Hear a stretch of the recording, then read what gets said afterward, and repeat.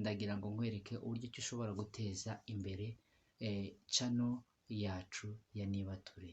Ni ukuvuga ngo channel yacu ya Nibature kugira ngo imenyekane cyane, kugira ngo ikore cyane, kugira ngo abantu bose babashe kuyimenya, nta bundi buryo atari njyewe nawe tugomba kubigiramo uruhare.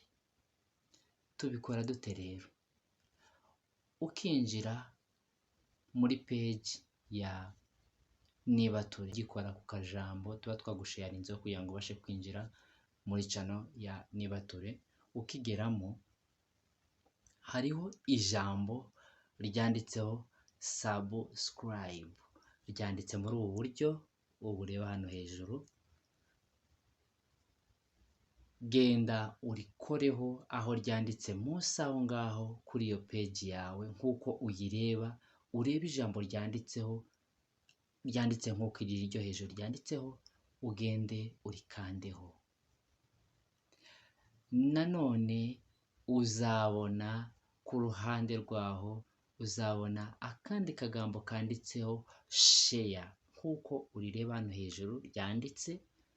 Umanuke n'ubundi kuri page aho hasi kuri page yawe irahari yanditseho share nk'uko hano hejuru byanditse, naryo ukoreho.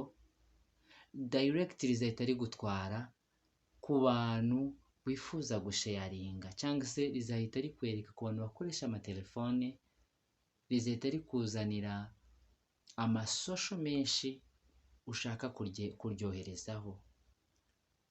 Social ya mbere ushobora kuryoherezaho, ushobora kurishyira kuri WhatsApp. Mu buryo bwo kurishyira kuri WhatsApp, urishyira kuri status yawe, cyangwa se ugahitamo Facebook ku bayikoresha, ukongera ugahitamo Twitter ku bayikoresha, ushobora guhitamo Imo ku bayikoresha, cyangwa se Instagram ku bayikoresha, bivana n'aho ushaka kuryohereza. Ukinjira muri WhatsApp bahita bakwereka abantu, ushobora guhitamo abantu ushaka kuryoherereza, nabo bakwinjiramo bagahita babona still YouTube channel yacu kugira ngo tubashe gutera imbere.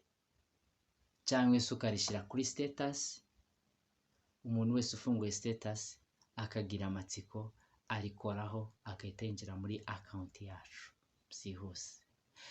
Icya gatatu, hariho akantu kameze nk'inzogera, witegereje neza urakabona, kameze gutya, ako mubona mberetse. Manuka kuri page yawe hasi ugakoreho. Numara kugakoraho karaza kukwereka utuntu, akantu kahita kaza impande yako gasa nk'akayizungurutse nk'uko mbiberetse. Nugakoraho uzajya ubona message ikubwira ko hari ubutumwa bushasha bugeze kuri TV ya Nibature, ugende wongere ukoreho. Ikigira kabiri, kugira ngo urubuga rwacu rutere imbere, nuko buri muntu wese abigiramo uruhare mu gusubscribinga no gukora ibyo byose tubashije kubereka, kugira ngo iyi channel yacu ibashe kumenyekana kandi ibashe gutera imbere, ikomeze n'ubutumwa bukomeze kwamamara ahantu hose. Umuntu wese uri muri uru rubuga ufite nawe uruhare rukomeye cyane kugira ngo iyi channel yacu imenywe na benshi. Ufite uruhare rukomeye cyane kugira ngo iyi channel yacu buri muntu wese abashe gukurikirana ubutumwa bwiza buba kuri iyi channel. Niba rero ufashwa n'ubu butumwa bwiza bukorerwa kuri iyi channel, buca kuri iyi channel ya YouTube ya Nibature, umunsi uzajya uba warihaye mugenzi wawe, warisharinze kuri mugenzi wawe nawe akaryumva, uzajya uba uvuza ubutumwa nawe.